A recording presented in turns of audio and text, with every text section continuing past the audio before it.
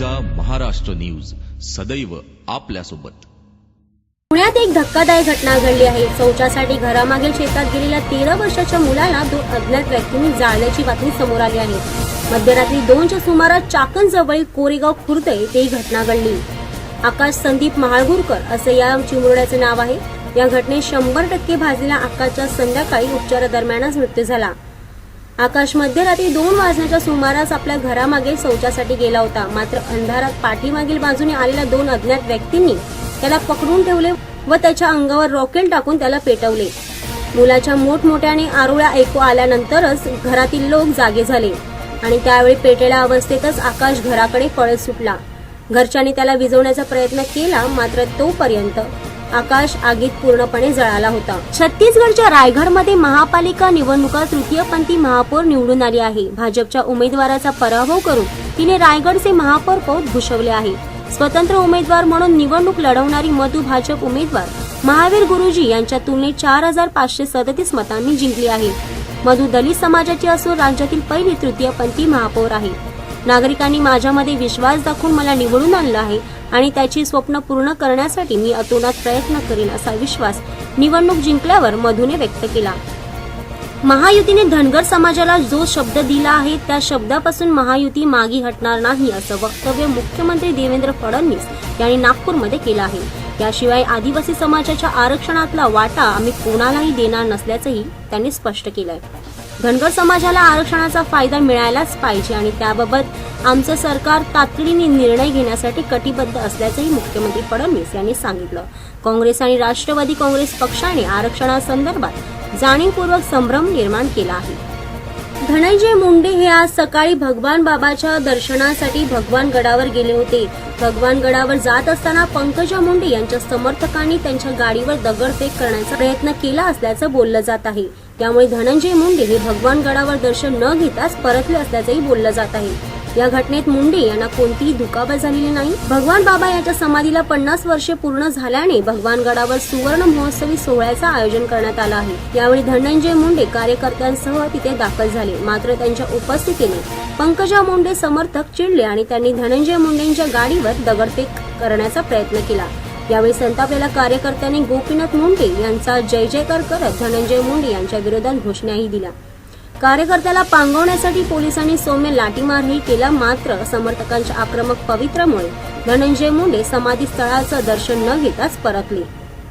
जळगाव जिल्ह्यात अवकाळी पावसाने उघड्यावर होणारा वीट व्यवसाय धोक्यात आला असून निसर्गाच्या या लहरीपणामुळे आता जीवन जगावे तरी कसे असा प्रश्न कष्टकरी जनतेला पडला आहे। 1 तारखेपासून जळगाव जिल्ह्यात पावसाची रिपरिप असून त्यामुळे शेतीबरोबरच अन्य व्यवसायांवरही त्याचा परिणाम झाला आहे। बेमोसमी पावसामुळे हातमजुरी करणारे किंवा उघड्यावर व्यवसाय करणाऱ्या सर्वांनाच याचा फटका बसत आहे। असाच उघड्यावर होणारा वीट व्यवसाय सुद्धा धोक्यात आला आहे।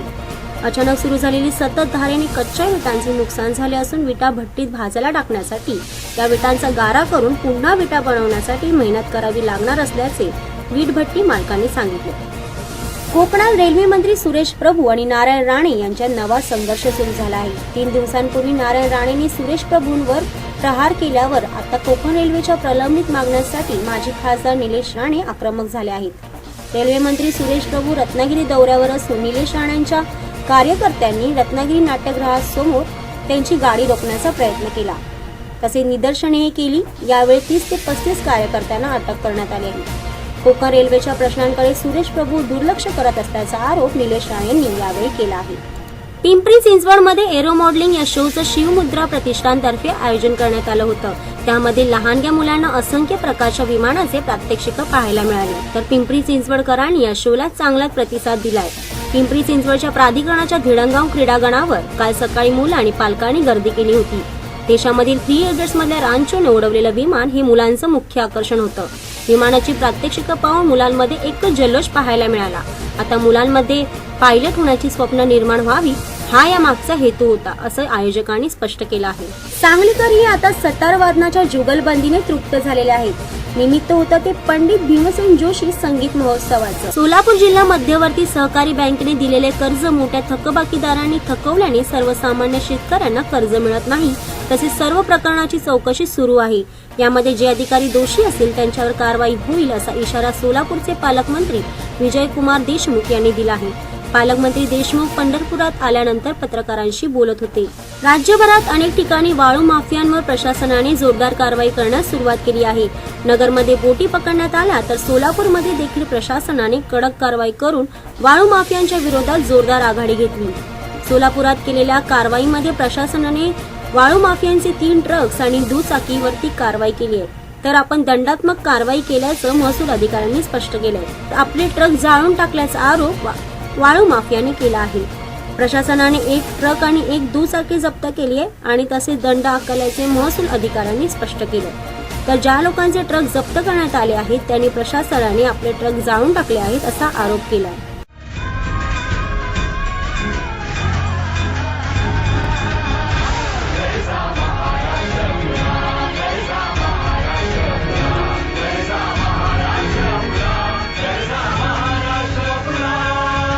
गर्जा महाराष्ट्र न्यूज सदैव आपल्यासोबत।